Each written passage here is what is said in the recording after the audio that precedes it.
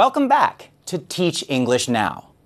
In today's lesson, we want to provide an overview of instructional design principles and a theory from an American educational psychologist named Robert Gagne, who gained a lot of insight in the 1940s and 50s by helping pilots learn how to quickly and accurately fly planes for the United States Air Force. But before we do that, let's talk about teachers in general. No doubt, a teacher has a lot of roles. A teacher is a listener, a helper, a coach, a psychologist, and an evaluator. All of these are essential roles at varying times and in varying degrees. Lots of these roles are rather obvious and visible. You are walking around a class, you are sharing and listening, you are giving feedback, you are using teacher talk and having a great time with your students. However, one of the most significant roles that a teacher can have is when they aren't with students at all. The role of lesson designer, lesson planner, is a role that is often done in the quiet of your office. For me, it often requires a degree of solitude so I can think clearly about my learners, my objectives, and how to bridge the gap between the material I want to present and how to most clearly convey that material so that learners will acquire it. Other times, I need to surround myself with teachers so I can get ideas about how to present material, especially challenging material. So, sometimes I'm alone.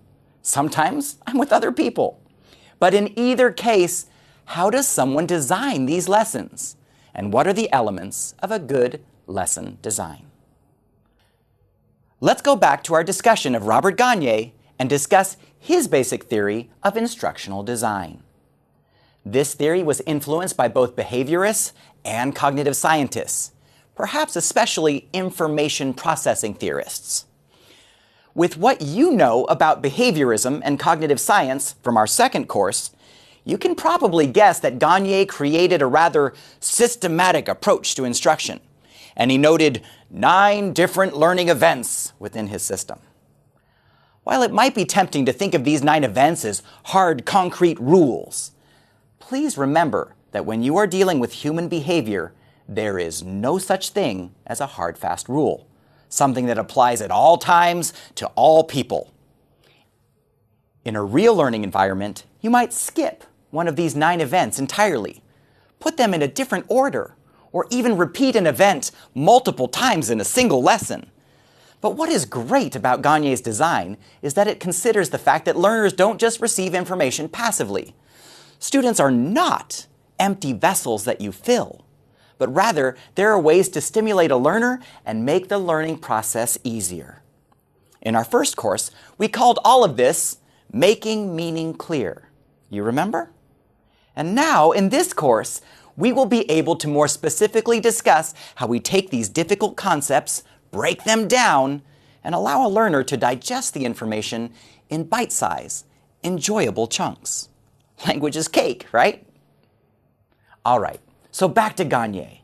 Since 9 events is a bit much for our needs right now, let's discuss the first 3 events. Events which are often associated with the lesson's introduction.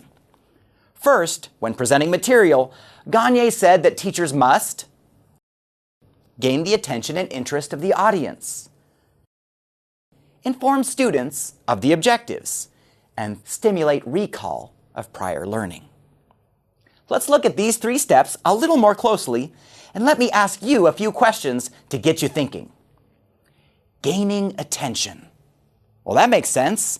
When you start a class, you have to grab the student's attention somehow, right? It wouldn't make sense to just start a lesson without somehow bringing everyone in the class to attention. But what does it mean to gain attention?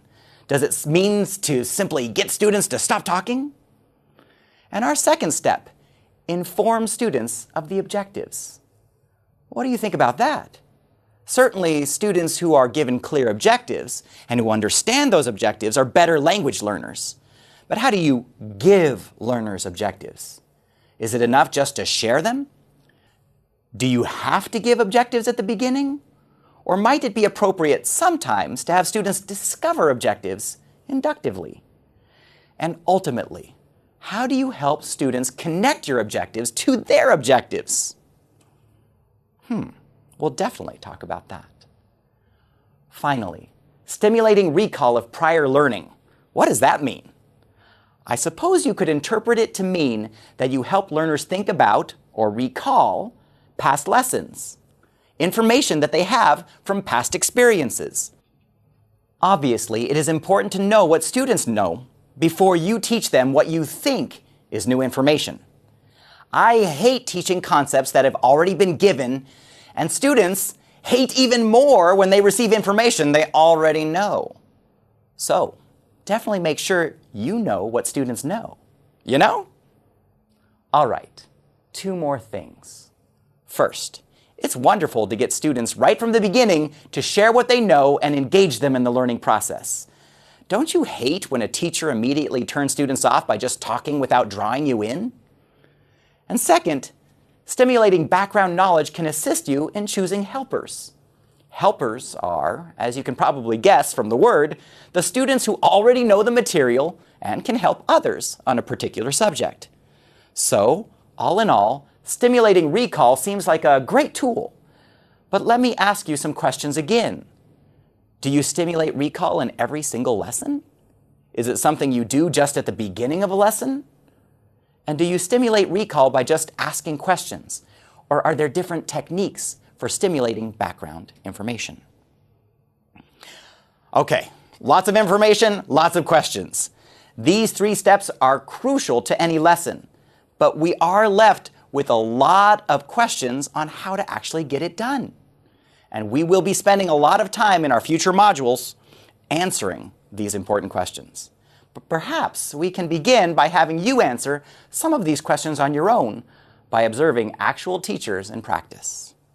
To help you begin thinking about these 3 events, in the next video, we will turn our attention to a few different teachers so you can see precisely how they put these 3 principles in practice.